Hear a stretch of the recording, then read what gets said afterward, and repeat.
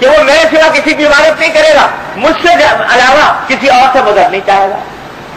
اور پھر ساتھ میں یہ بھی فرما دیتے ہیں وَلِعَبْدِي مَا سَأَلَ, کہ جب میرا بندہ یوں کہہ رہا ہے کہ میں اے اللہ ہم تیری ہی عبادت کرتے ہیں, تجھی سے مدد چاہتے ہیں, تو پھر اب میرا بندہ جو کچھ مانگے گا میں اس کو دوں گا. وَلِعَبْدِي مَا سَأَلَ, کتنی زبردست بشارت, ایاک نعبد و ایاک نستعین. تو اس طرح اللہ تبارک و تعالیٰ ہر آیت کے اوپر جواب دیتے رہتے ہیں. تو علماء فرماتے ہیں کہ بھائی یہ کتنی ناقدری کی بات ہے کہ اللہ تبارک و تعالیٰ کو جواب دے رہے ہیں الحمدللہ رب العالمین کا, کہ حامدنی آپ دی, اب تم بھاگے جا رہا, اتنا بھی نہیں کہ الحمدللہ رب العالمین کیا کیا, رک جاؤ اور اپنے پروردگار کا جواب کا انتظار کر لو. تو ذرا اس طرح سورہ فاتحہ پڑھ کے دیکھو کہ الحمدللہ رب العالمین کہہ کر تھوڑی دیر وقت کرو اور تصور کرو کہ اللہ تبارک و تعالیٰ یوں فرمائے حمیدنی عبدی, الرحمن الرحیم کہہ کر وقت کرو اور یہ تصور کرو کہ اللہ تبارک و تعالیٰ یوں فرما رہے کہ اثنی علی عبدی, میرے بندے نے میری تعریف. پھر دیکھو کیا لطف آتا ہے نماز. تو یہ بڑی ناقدری کی بات ہے کہ اللہ تعالیٰ جواب دے رہے ہیں, ہم کہتے ہیں ہم نہیں سنتے, ہم تو جا رہے ہیں بازو, ہم تو تیزی سے پورا سورہ فاتحہ پڑھتے نکل جاتے ہیں. تو یہ ناقدری کی بات ہے. اس واسطے علماء فرماتے ہیں کہ بہتر طریقہ یہی ہے کہ ہر آیت پر وقت ہے. بلکہ ایک بہت بڑے بزرگ گزرے ہیں, نام آپ نے بھی سنا ہو شاید, شیخ اکبر محی الدین ابن عربی رحمۃ اللہ علیہ, بڑے صاحب کشف و کرامات بزرگ, اور عجیب اللہ نے ان کو عجیب عجیب قسم کے کشف ان کو ہوا کرتے تھے. یعنی ایسے ہوتے تھے کہ دنیا میں شاید ہی کسی کو ہوئے ہو. یعنی یہاں تک کہ یوں کہتے ہیں کہ یہ جو ازل میں واقعہ پیش آیا تھا نا کہ اللہ تعالیٰ نے ساری روحوں کو جمع فرمایا اور ان سے عہد دیا الستو بربکم, میں تمہارا پروردگار ہوں کہ نہیں. سب نے کہا کہ ہوں, ہیں آپ. سب نے تسلیم کیا اور گویا اسلام کو اس وقت قبول کر لیا ساری روحوں نے. تو اب کسی کو یاد ہے یہ واقعہ, لیکن شیخ محی الدین ابن عربی رحمۃ اللہ فرماتے ہیں کہ مجھے یہ واقعہ اس طرح یاد ہے کہ میں یہ بتا سکتا ہوں کہ میرے سامنے کون کھڑا تھا اس وقت, پیچھے کون تھا, اور دائیں کون تھا اور بائیں کون تھا. یہ اللہ تعالیٰ نے ان کو بڑھوں کے بھی فرمایا. ایسے اللہ تعالیٰ نے ان کو کشف سے نوازا تھا. تو شاید کشف بزرگ ہے, تو وہ تو یہ فرماتے ہیں کہ جب میں سورہ فاتحہ پڑھتا ہوں تو سورہ فاتحہ میں پڑھنے کے بعد الحمدللہ رب العالمین جب میں نے پڑھا تو اس وقت تک آگے بڑھتا ہی نہیں جب تک کہ اپنے پروردگار کی آواز نہ سن لوں کہ حمیدنی عبدی. آواز اللہ تعالیٰ کی طرف سے سنتا ہوں کیا فرمائے کہ حمیدنی عبدی, حالانکہ وہ آواز سے بے نیاز, لیکن آواز سنتا ہوں کہ میرے پروردگار یوں کہہ رہا ہے. جب تک نہیں سن لیتا آگے نہیں بڑھتا. پھر الرحمن الرحیم کہتا ہوں تو آگے نہیں بڑھتا جب تک کہ اثنی علی عبدی کی آواز نہ سنوں. تو بھائی وہ ہم آواز تو ہم کہاں سنتے, لیکن کم از کم اتنا کر لیں کہ ہر آیت کے اوپر وقت کر لیں. کس لیے؟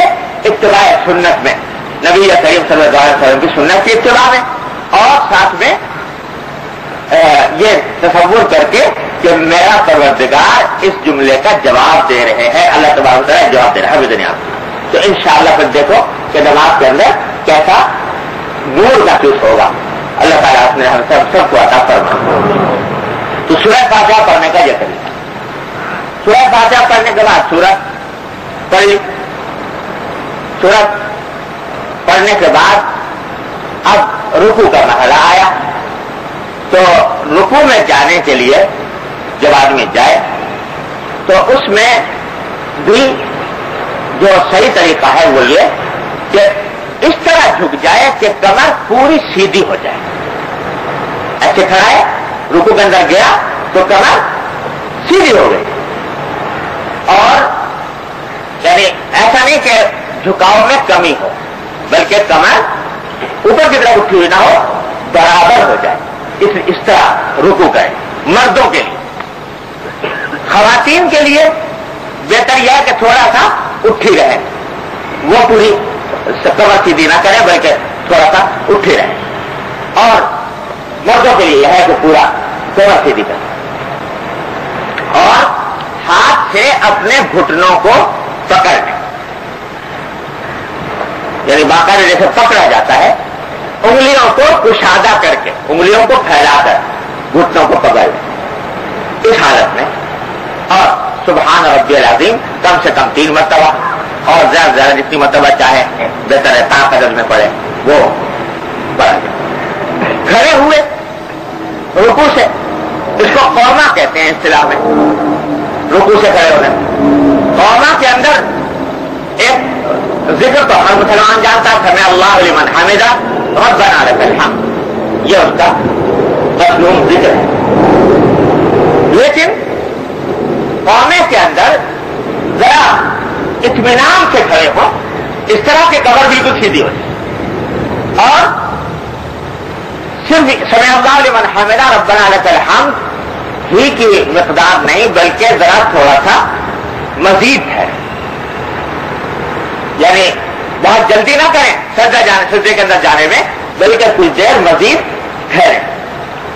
حضور نبی کریم صلی اللہ علیہ وسلم سے مروی ہے کہ آپ بعض اوقات اس میں ایک آدھ ذکر اور بھی فرما لیا کرتے تھے, سمع اللہ لمن حمدہ ربنا لک الحمد ملء السماوات وملء الارض وملء ما بینہما وملء ما شئت من شیء بعد, اور بعض روایتوں میں حمدا کثیرا طیبا مبارکا فیہ مبارکا علیہ کما یحب ربنا ویرضى, یہ ذکر پڑھ لیتے تھے. حنفی مسلک میں یہ ہے کہ نفلوں کے اندر تو یہ پڑھے اور فرائض میں نہ پڑھے تو بہتر ہے حنفیہ کے ہاں, لیکن اگر پڑھ لے تو جائز ہے. اور لیکن اتنی دیر ٹھہرنا ضرور چاہیے جتنی دیر میں یہ ذکر پڑھا جاتا ہے. آج کل اس کی بھی عام طور سے رعایت نہیں کرتے. اول تو کھڑے ہوئے اور کھڑے ہونے کے قابل کمر سیدھی نہیں ہوئی تو فوراً سجدے میں چلے گئے. اگر کمر سیدھی ہوئے بغیر سجدے میں چلے گئے تو نماز ہی نہیں ہوگی, اعادہ کرنا واجب ہوگا. لیکن اگر سیدھی ہو گئی تو نماز تو درست ہو گئی, لیکن نماز کے بعد پھر اس کے اندر حسن سنت کا پیدا ہوگا. اس طرح کے ذرا تھوڑی دیر اطمینان کر کے انتظار کر کے پھر سجدے میں جاؤ. یہ جو فرمایا نا گیا تھا جیسے تلی ہوئی نماز, تو وہ تلی ہوئی میں جو بات بھی داخل. اور پھر سجدے میں گئے, سجدے کے اندر جانے کے وقت پیشانی اور ناک یہ دونوں زمین تک ٹکنی چاہیے. ناک بھی ٹکے, پیشانی بھی ٹکے, اور پاؤں کی انگلیاں بھی ٹکے, اور اس طرح ٹکے کہ مڑ کر ان کا رخ قبلے کی طرف ہو جائے. اس طرح ٹکے, اور ٹکنے کے بعد ہاتھوں کو اس طرح رکھا جائے کہ یہ چہرہ ہاتھوں کے درمیان آ جائے, اور انگوٹھے کانوں کی لو کے معاذ رہے, ان کے برابر سامنے رہے, اور چہرہ ان کے درمیان ہو.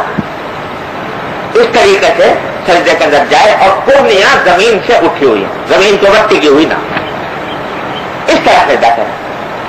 اور اس سجدے کے اندر سبحان ربی الاعلیٰ 3 سے لے کر جتنی مرتبہ چاہے آدمی کر سکتا ہے وہ پڑھے.